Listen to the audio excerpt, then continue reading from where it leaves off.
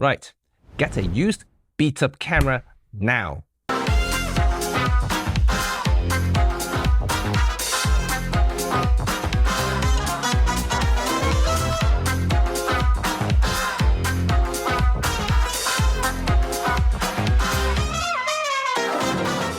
Hi, my name is Jimmy Cheng, a professional photographer and filmmaker based in London.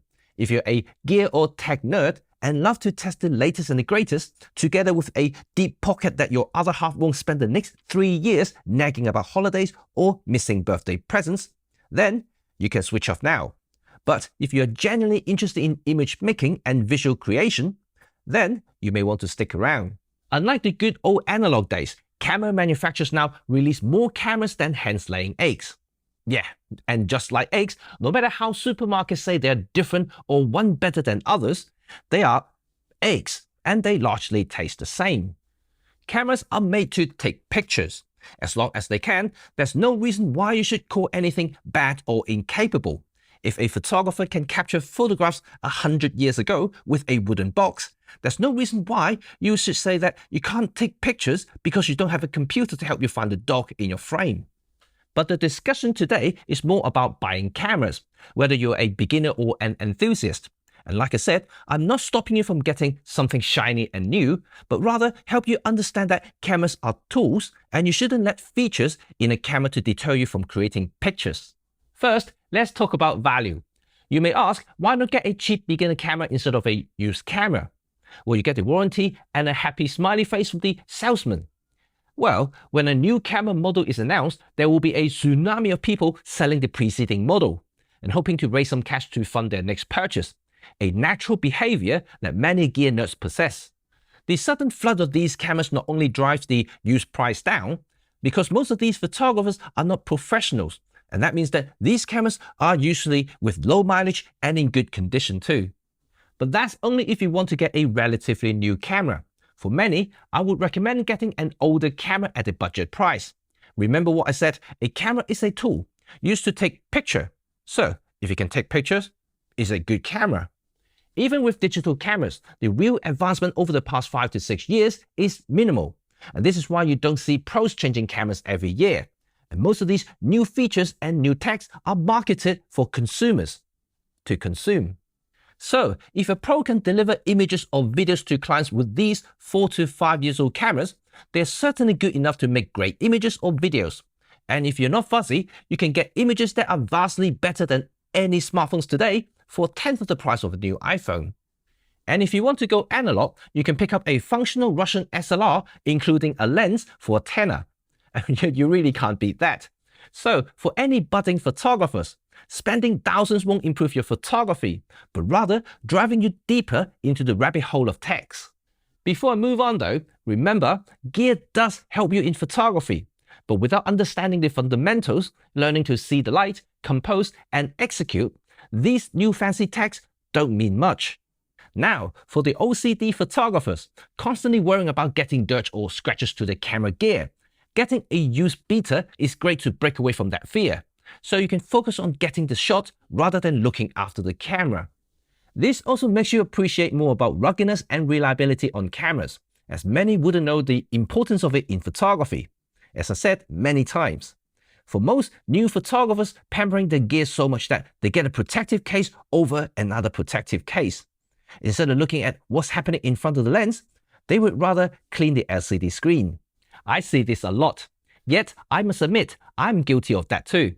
But I only pamper cameras that I deem collectibles. I bang around my daily cameras like there is no tomorrow. And when I need to get a shot, I will climb and crawl through things, and my cameras are usually being dragged along. I'm not suggesting you to do that deliberately, just that if you have a used camera, especially a beta, it's easier to swallow any potential superficial damages. But what I do after every shoot is to clean my camera, make sure things are still in order, and just the general practice that I do to maintain my camera in top operational condition. Wastage. Yes, just like I said about people dumping virtually new cameras as soon as a new model is announced, this phenomenon has created an enormous amount of unwanted used cameras. And I would say, literally most of them would be less than 10% of the warranted shutter mileage.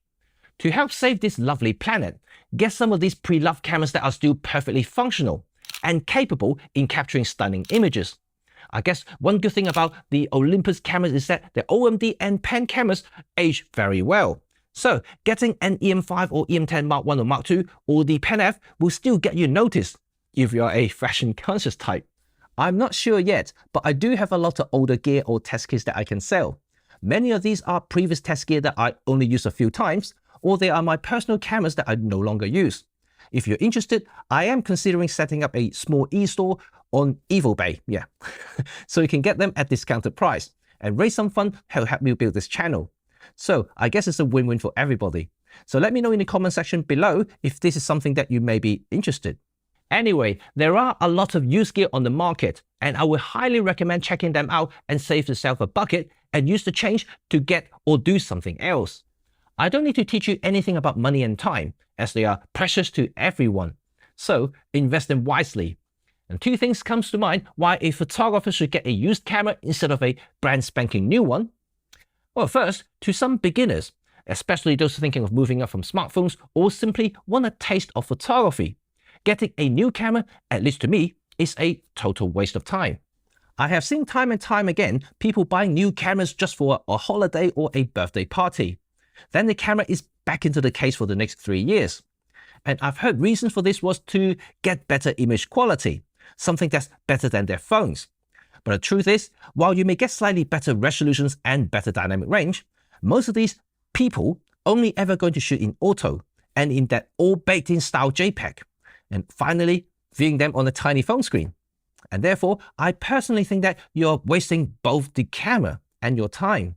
I know, I get pretty cross when I see cameras not being used to their full potential, but I don't want to get too attached to this ideal, and at the end of the day, it's their money and time. But you know what I mean. Especially, I treat my cameras and lenses like they are my best buddies, and I hate to see people ignore and disregard them after a couple of uses. But there are some photographers who do eventually continue their journey and take up the hobby and use their cameras properly. And while photographers can spend lots of money in camera gear when they first started, I would also recommend getting used gears so you have more left over for learning and travel, things that will eventually help you improve in photography and to capture more interesting photos. One final thing is that getting used gear means that you can trial a system on the cheap. And I won't sell you a system, like Michael Fawcett for instance, but I always urge anyone to first try and then decide. So getting a used system will make you understand how it works, handle, and use in your type of photography or videography. Because camera is a tool and it won't help you. So you will have to help yourself. Taking the initiative to learn, to practice, is an important first step. Then to be able to travel further afield will help you expand your vision to see how much you can capture in the world of photography. It's immensely fun and can be incredibly rewarding. And I do warn you though, photography can be very addictive, but not necessarily expensive, only if you choose to. While many photographers scratching their scrotums, constantly battling with megapixels and dynamic range, chasing something that will essentially make the images for you without much effort in actually seeking the light, skills, and efforts, well, I can tell you that smartphones are pretty good at doing that for you. With everything that's going, you will have something that has enough AI power and sensor tech that just create a perfect photo, without even you lift a finger in both taking or processing. But what's the fun in that? And these are toys for consumers and general snappers, which I must admit construct 90% of the market today. This is why the camera market is shrinking rapidly. But on the flip side, what's left are those who are genuinely interested in this ancient craft. A craft that uses light to paint ideas.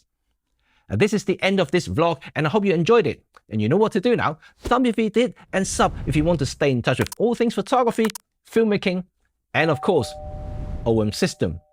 Peace.